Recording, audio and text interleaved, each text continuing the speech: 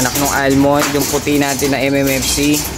Si Kabayo, baka ipamimigay na rin natin. Yung white bar na yan, asing pamimigay na rin natin. Yung bumalik sa atin, pamimigay natin. Pinatira sa ating mga pula, oh. Gaganda niya, oh. May borga pa. Gaganda nila. Puro white grisel. Ang puti. Labas sa tide. So yo mga kasigabali, medyo bawas na yung ating mga kalapati dito sa pwesto, kaya ilalabas na natin lahat ng mga ibon natin na nandito sa loob, mga kasingko. Yung nakita nyo dati, maraming grisel, mga kasingko. Ngayon, pakikita ko naman yung iba na ilalabas natin.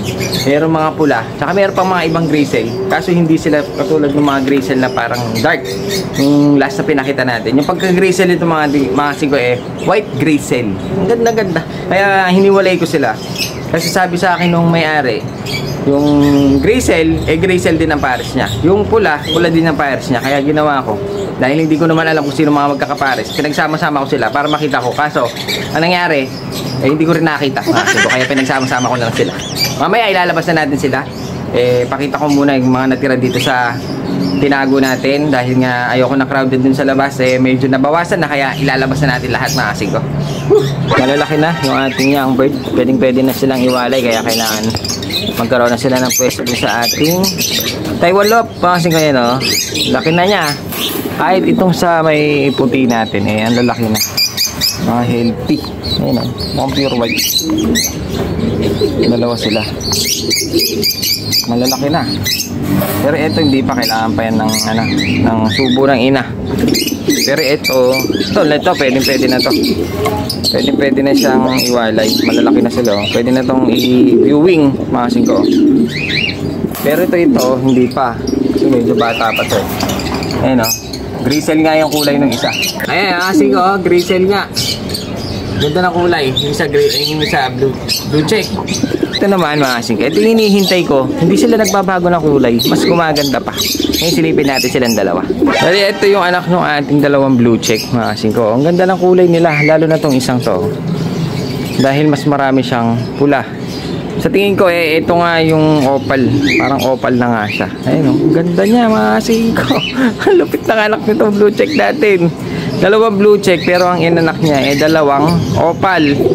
Ito medyo malabo yung pagkapula niya, pero maganda pa rin, mga kasingko. Meron tayong lilipad na off color ng Dioras. Kala ko checkered nga ito kaso nung lumalaki, nakikita ko nagkakaroon siya ng pula. Ang ganda niya, oh. Hanggang doon sa pagka-checkered niya, meron pula sa loob. Kaya nga parang opal na nga ito ang lumabas sa atin. Malinis pa, wala siyang mga puti. Halos dark ang kulay niya. Ayun sa mga kasingko. Bali ito, hindi pa pwede. Kailangan pa nating palakihin ng konti bago natin ilagay din sa ating Taiwan Lop. Kailangan bago sila malipat doon, medyo maluwang na yung ating kulungan doon sa flight para hindi siya bugbugin ng mga matatanda. Ayun, oh. Big size na sila. Pwede nang ilipat, mga kasingko. Kailangan matuto sa atin itong mga to, dahil pag ito natira ni Boy Dakit, yari na. Boy Dakit, opal sila Dioras. So yun, kasi ko napakainit dito dahil tanghaling tapat. Gagawin ko, titignan ko kung sino yung mga tatanggalin natin, saka sino yung matitira, dahil konti lang naman yung madadagdag, kaya konti lang din yung maaalis, mga kasingko. Pipiliin natin. Sunugan, init. Kaya mga kasingko, bali andito yung mga kalapati natin. Titignan natin yung matitira saka yung matatanggal. Ito, tatanggalin natin to. Lagay muna natin siya dyan. Ito, mga kasingko, ititira natin. Young bird pa. Ito, hindi sa atin, kaya matitira to. Ito yung taga Pampanga. Ito, matitira to dahil nga ito yung imported, bigay sa atin ni Kiding Pikyo. Ito, matitira to. Ito yung imported din, mga kasingko. Ito, imported din, galing kay Pikyo. Young bird pa yan, hindi pa gaano marunong. Kapatid niya, ito yung kapatid niya, mga kasingko. Ito yung kapatid niya na imported din. Ito yung mga parang opal. Di pa kasi sila gaano marunong, ngayon pa lang sila lumilipad. Ito, dahil wala tayong Ito, matitira to mga 5. Wala kasi tayong kulay na ganito. Ito, wala tayong kulay ng mga barless. Titira yan. Ito mga 5, yung kapatid niyang barless na blue bar, matitira din. Wala kasi tayong mga ganyan. Last lang yung mga yan. Ito hindi sa atin to. Ito yung taga Manila. Matitira yan. Marunong na nga sa atin eh. Nasaan na ba yung ano? May mga hibo. Lipad-lipad na. Ito mga 5, matitira sa atin to. Dahil wala tayong line nito. Ang tataas na nila. Yung mga pinakawalan natin. Ayun. Nakikita nyo. Ayun sila. Lalaro na. Matitira yan mga 5. Marunong na sa atin yung iba. Ito yung panak natin pula na sablon, matitira sa atin, young bird pa. Ito yung pula na Huven imported, matitira yan.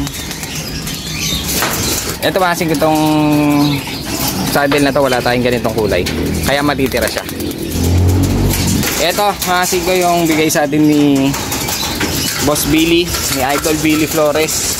Siyempre biniviewing pa lang yan, kaya matitira yan mga 5. Bali yung mga nandito natira, itong anak nung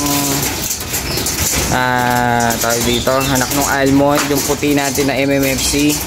Si Kabayo, baka ipamimigay na rin natin. Yung white bar na yan, kasing pamimigay na rin natin. Yung bumalik sa atin, pamimigay natin.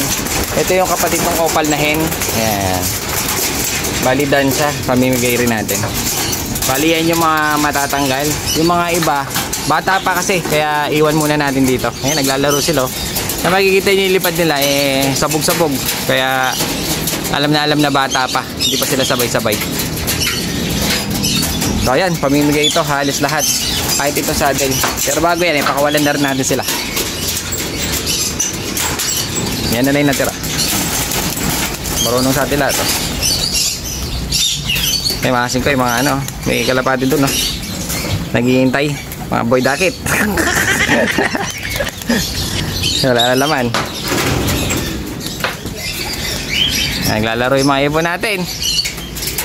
Ayan o, nag-aabang si Boy Dakit. Ayan mga 5, bali ito yung natira sa ating mga pula o. Gaganda nyo o, may borga pa. Ayan, bali halo-halo ito. May cock, may hen. Ayun o, yung sa dulo hen yun o. Medyo light na pagka red bar.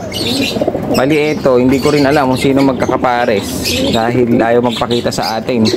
Pero ito na yung mga pula. Dahil yung mga ibang pulang bata ay nilabas na natin. Ito, kak, kak, kak, kak. Pero yung iba mga hen, mga 5. So yun, bali gagawin ko, ilalabas ko na lang dahil hindi ko naman alam kung sino mga babae lalaki. Kaya labas na lang natin sila sa pwesto. Kaya na lang balang tumingin. Kasi minsan hindi rin nasusunod kahit may pares. Kasi ang kinukuha minsan yung kak lang, yung iba naman yung hen lang, kaya nabibiyak din. So yun, lalabas na natin ngayon, puro pula naman. Pero may mga natira pa rin naman mga grizzle mga 5. Yun o. Pero ngayon, pakikita ko sa inyo yung mga sinasabi sa inyo, mga grizzle na natira sa atin, pero hindi mga dark color, mga white na grizzle mga 5. Kagandang tignan dahil ginawa ko, binukod ko nga yung mga ibang grizzle na ganitong kulay, binukod ko yung mga pula mga 5, kaya nandito naman yung mga grizzle na white ang pagka-grizzle niya. Ayan mga 5, ang dami pa rin nila. Ngayon, ilalabas na natin sila para naman hindi na sila mag-crowded dito. Ilalabas na natin sa pwesto dahil marami rin nakakuha sa pwesto hapon tsaka kanina mga 5. Yun, may mga white grizzle na pula, may mga itim. Ayan ang sinasabi sa inyo, grizzle sila pero mga puti, kakaiba. Ayan o, magaganda. Ayan siya mga 5. Bali ito, i-out natin. Ganun din lang ang presyo. Alam nyo naman bentahan natin, hindi naman tayo ganun kataasan. 100, 180 pagdalawahan mga 5. Ganyan lang naman ang bentahan natin. Ayoko nang masyadong overpricing, tsaka medyo tumatagal sa pwesto pag mahal. Kaya gusto ko yung mabilisan lang. So yan mga 5, kung gusto nyo magkaroon ng mga sitter, pwede rin ito. Yung mga gusto sa bata kasi masyadong mahilig sila sa mga ganitong kulay of color. Kaya pag nilalabas ko yung mga grizzle, red bar, mga 5, lalo yung mga ganitong kulay, panigurado sa bata lang ubos. Alam niyo naman mga bata, kukunti lang ang baon, Kaya pag tumatawad syempre pinagbibigyan na natin. Mga bata naman yan mahilig sila mag-alaga. Kaysa sa iba sila mahilig na bisyo. Dito na lang sa Kalapate mga singko. Yan naman ang purpose natin. Tsaka pang-akit ko lang ito. Dahil talaga ang business natin yung poultry supply. So ayun mga singko, ang gaganda nila. Puro white gristle. Ang puti, labas sa tide.